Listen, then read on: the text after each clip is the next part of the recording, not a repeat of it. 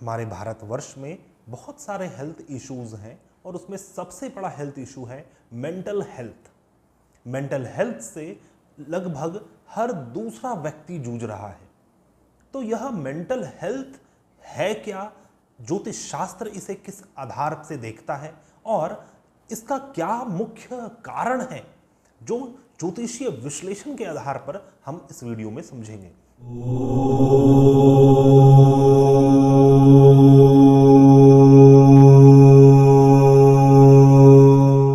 मैं हूं आपका आध्यात्मिक दोस्त डॉक्टर मोहित और वेदसार संसार में आपका स्वागत करता हूं। तो दोस्तों, कुंडली में जो हमारी जन्म कुंडली है उसमें कई सारे योग बने होते हैं और उस योग का हमारे जीवन में उसका फल परिलक्षित होता है। तो कुछ ऐसे ग्रह हैं, कुछ ऐसे योग हैं जो हमारे मेंटल हेल्थ को प्रभावित करते हैं, जो हमारे मेंटालिटी को, जो हमारे सोच विचारधारा, जो हमारे इमोशन फीलिंग, हमारे बुद्धि लॉजिक को जो डील करता है ग्रह, उन्हीं ग्रहों से mental health, mental issues create होते हैं। कई बार यह योग तो पागलपन देने वाला योग बन जाता है, जो जातक को पागल बना देता है, साइको बना देता है, या फिर एक भ्रष्ट सोच वाला, एक बहुत ही विक्षिप्त विचारधारा वाला व्यक्ति बना देता है। इसे हम मति भ्रम भी कहते हैं। तो यह मेंटल हेल्थ, मेंटल इशू है क्या? कुंडली में कुछ ऐसे ग्रह हैं जो हमारे मानसिकता को प्रभावित करते हैं डायरेक्टली। आप सभी जानते हैं, चंद्रमा हमारा मन है, बुध हमारा बुद्धि है। इसके साथ साथ मंगल, जो कि हमारे नर्वस सिस्टम का कारक है। साथ ही और भी अन्य प्लैनेट्स हैं, लेकिन यह 3 प्लैनेट ऐसे हैं जो कि सबसे अधिक जातक को मेंटल इश्यूज दे रहे हैं। मेरे पास कई सारे ऐसे कुंडली आते हैं जो कि बहुत अच्छे स्थिति में है, बहुत ही अच्छे स्थान में है, बहुत ही अच्छे औहदा में है, लेकिन they are dealing with their mental health और उन्हें खुद भी नहीं पता। बहुत अच्छे अच्छे पदवी लोग मेंटल इश्यूज से जूझ रहे हैं, जिसे हम पागलपन भी कहते हैं। तो कितने प्रकार के पागलपन होते हैं, क्या क्या योग इस पागलपन को उत्पन्न करते हैं, इसके ऊपर हम बात करेंगे। बुध और मंगल जब इफेक्टेड होते हैं कुंडली में, तो बुध हमारा बुद्धि है और मंगल जो कि बुध के परम शत्रु हैं। मंगल और बुध आपस में परम शत्रु हैं और मंगल जो कि हमारा अपना नर्वस सिस्टम है, जो हमारा रिफ्लेक्स एक्शन है, वो मंगल है। जब इस दोनों का संबंध हो जाता है तो कई सारे लोग अपने बुद्धि भ्रम होने का शिकार हो जाते हैं।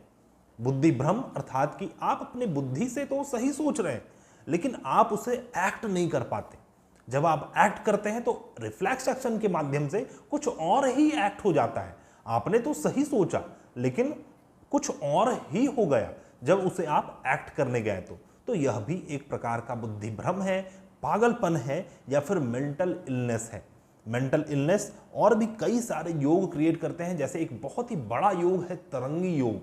जब चंद्र और बुध, ये 2 ग्रह एक साथ विराजमान होते हैं, या फिर इन दोनों ग्रहों की आपस में परस्पर दृष्टि होती है, तो तरंगी योग का निर्माण होता है। और योग से ही पता चलता है, विचारधारा का तरंग जातक के मन में, आपके मस्तिष्क में चलता रहेगा और उस तरंग के कारण आप कभी भी सही निर्णय नहीं ले पाएंगे, सदैव गलत ही निर्णय लेंगे। ऐसा माना जाता है कि आपका या तो इमोशन या फिर आपका लॉजिक एक बार में काम करता है, लेकिन तरंगी योग वाले जातक का इमोशन और लॉजिक दोनों ही साथ में काम करता है। तो आप खुद समझ सकते हैं कि ऐसे जातक एक पागल के समान रहेगा, वो कभी भी सही निर्णय नहीं ले पाएगा। जिस भी भाव के स्वामी होंगे बुध ग्रह और चंद्रमा ग्रह, ये दोनों ही ग्रह जहां पर के स्वामी होंगे, जिस स्थान में यह योग का निर्माण होगा, विशेष तौर पे उन स्थानों में जातक सदैव भ्रमित रहेगा, सदैव कंफ्यूज रहेगा। यह योग बहुत अधिक कंफ्यूजन क्रिएट करता है और विचारों का तरंग इस प्रकार से चलाता है कि जातक कभी भी सही निर्णय नहीं लेता, क्योंकि उसे एक सहारा की आवश्यकता है।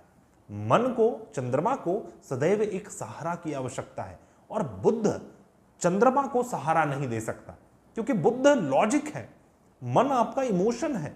तो ये दोनों एक दूसरे के शत्रु के समान हुए, ये कभी भी साथ में काम नहीं कर सकते हैं। लेकिन जब यह साथ में काम करने लगते हैं तो यह पागलपन उत्पन्न कर देता है।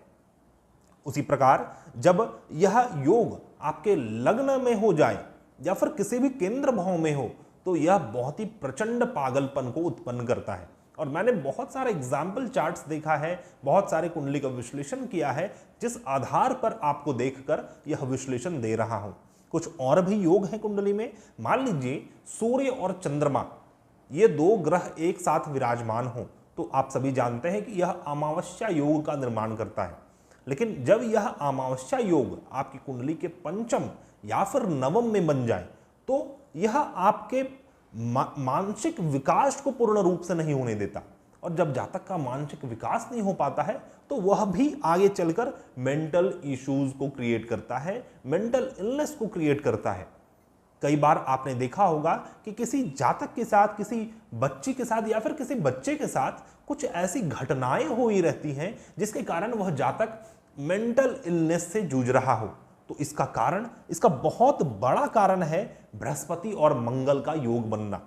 जब बृहस्पति और मंगल का योग प्रथम भाव और सप्तम भाव में बन जाए, या तो प्रथम भाव में बैठे रहे बृहस्पति मंगल साथ में, या फिर सप्तम भाव में बृहस्पति मंगल बैठे हो, या फिर आपके प्रथम भाव में मंगल या बृहस्पति हो, सप्तम भाव में मंगल या बृहस्पति हो, अर्थात कि दोनों का परस्पर दृष्टि बन रहा हो फर्स्ट एंड सेवंथ हाउस से लेकर, तब यह सदमे जैसा योग क्रिएट करता है।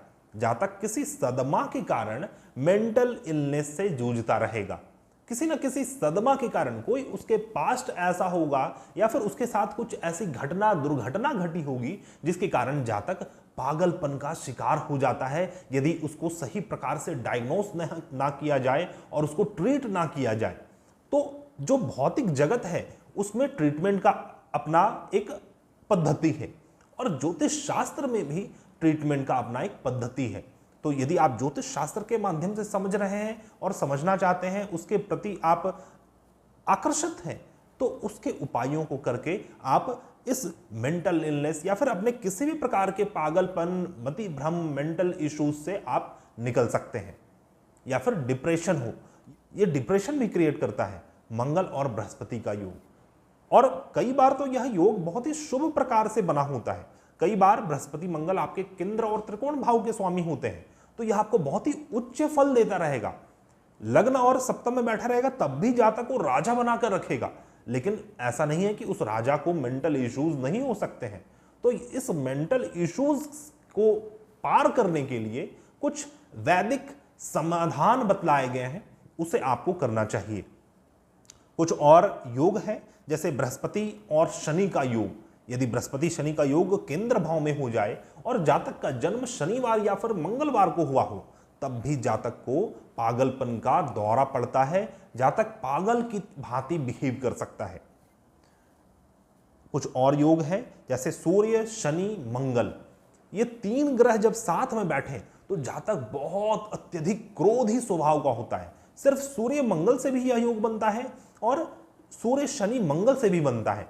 कई बार तो मंगल राहु से भी अर्धचंडाल योग या फिर अंगारक दोष का निर्माण होता है जो कि अत्यधिक क्रोध को उत्पन्न करता है। जब इसी योग के ऊपर किसी मेलेफिक प्लैनेट की दृष्टि पड़ जाए, मान लीजिए मंगल और राहु का योग बना हो, साथ में शनि की तीसरी दृष्टि, वक्र दृष्टि पड़ रही हो, तो जातक अपने क्रोध के कारण अपने मति को भ्रम कर देने वाला होगा और उस क्रोध आवेश में आकर बड़े बड़े गलत निर्णय को लेगा और उसके कारण अपने जीवन में लॉस को उत्पन्न करेगा।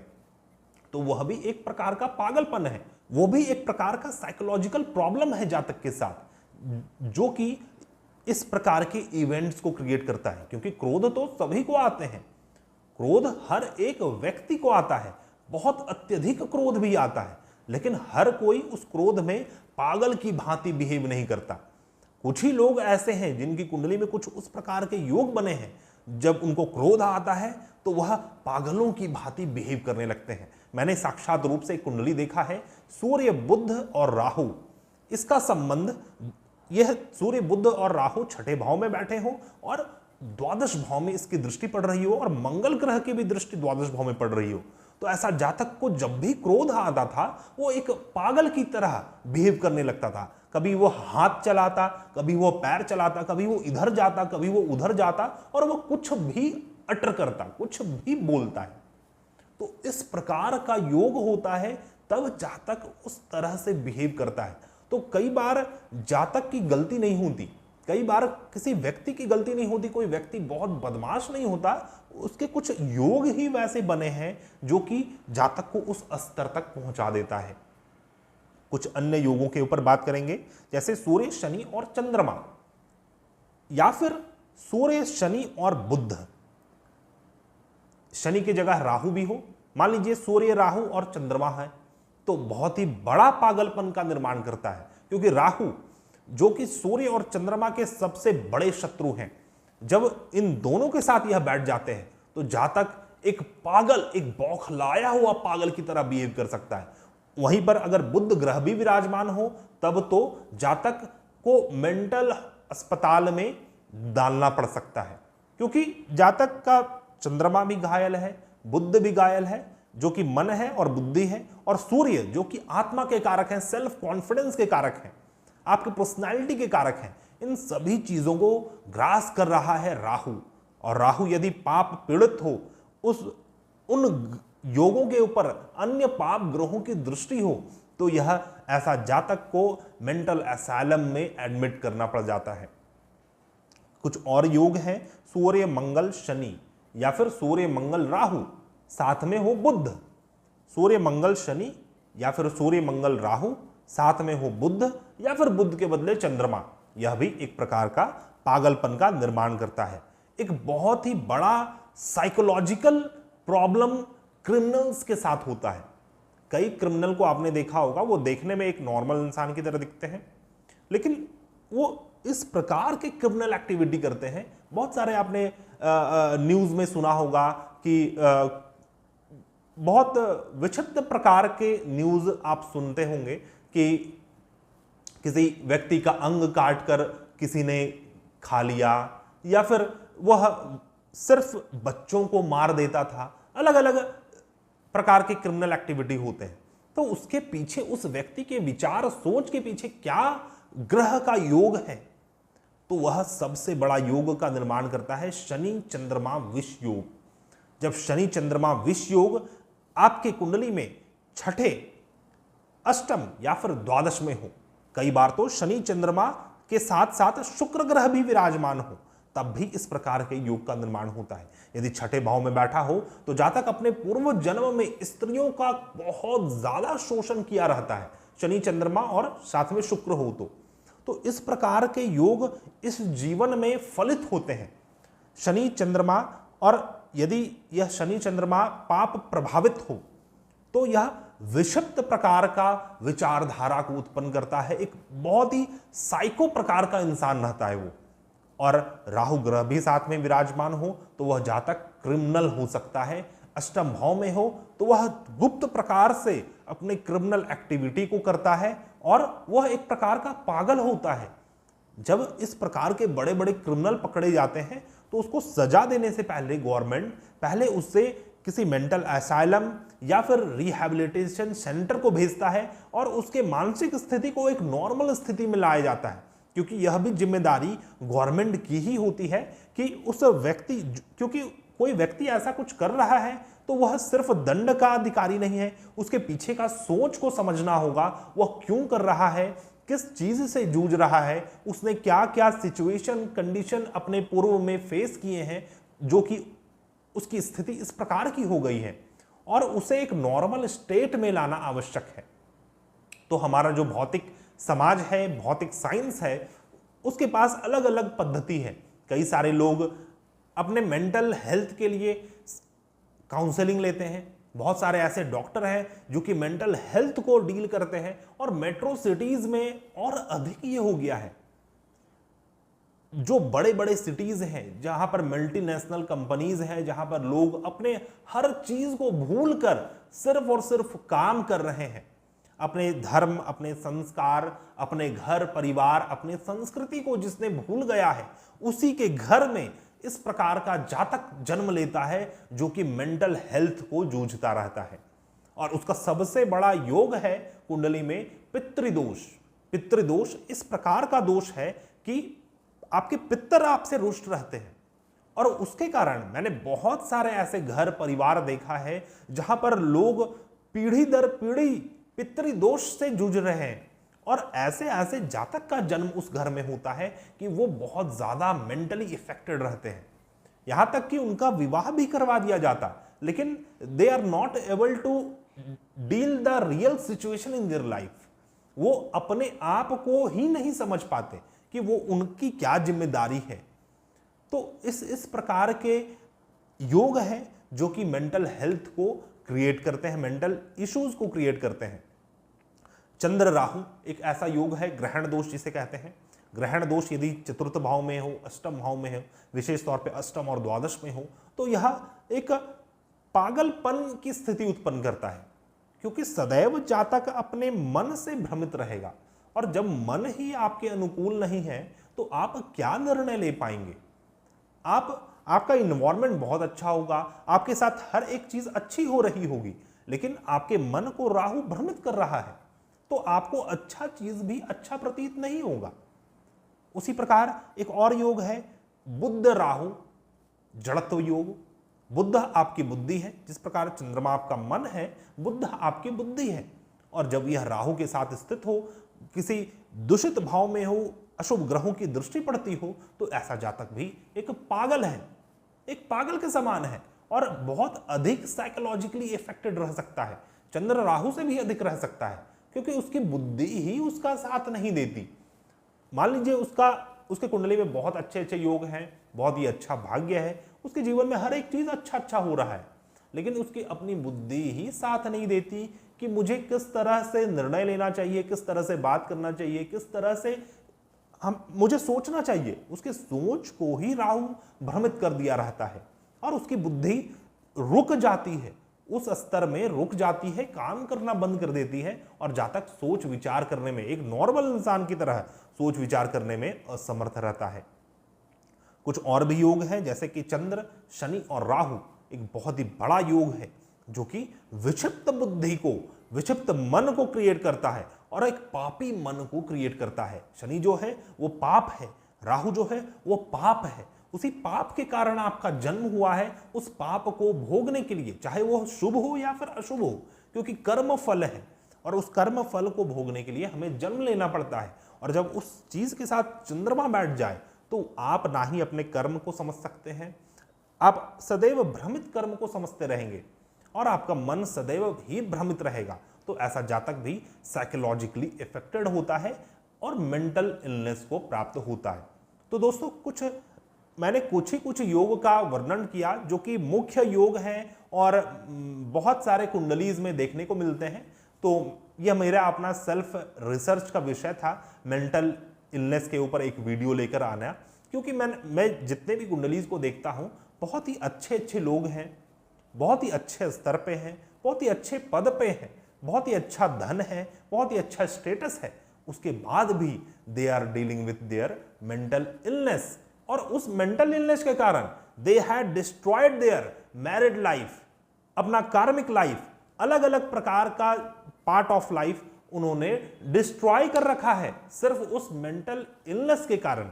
तो इसीलिए एक बहुत ही बर्निंग टॉपिक है, और आप सभी को अपनी कुंडली का विश्लेषण करवाना चाहिए, या फिर खुद से विश्लेषण करना चाहिए यदि आप समझते हैं तो, और उसका अनुकूल उपाय आपको करना चाहिए, तभी जाकर आप स्थिर प्रज्ञ हो पाएंगे। जैसा कि भगवान कृष्ण ने गीता में कहा है कि एक स्थिर प्रज्ञ होना बहुत ही आवश्यक है। स्थिर प्रज्ञ का अर्थ होता है ना ही बहुत ज्यादा उद्विग्न हो जाए, ना ही बहुत ज्यादा खुश हो जाए इंसान, ना ही बहुत ज्यादा दुख हो जाए, एक सम स्थिति बनी रहे उसकी मन की, उसकी बुद्धि की, तभी स्थिर चित्त रह पाएगा, और उसी स्थिर चित्त में एक बड़ा आध्यात्मिक आत्मा वास कर सकता है। तो दोस्तों, आशा करता हूं आपको मेरा यह वीडियो पसंद आया होगा। यदि आप भी किसी भी प्रकार के मेंटल इश्यूज से जूझ रहे हैं या फिर आपके कोई संबंधी जूझ रहे हैं और आप उनका कुंडली का विश्लेषण करवाना चाहते हैं, तो आप हमारे से कांटेक्ट कर सकते हैं। हमारा कांटेक्ट डिटेल्स आपको मेरे डिस्क्रिप्शन बॉक्स में मिल जाएगा। हम मिलते हैं नए वीडियो में, तब तक के लिए धन्यवाद। जय हिंद।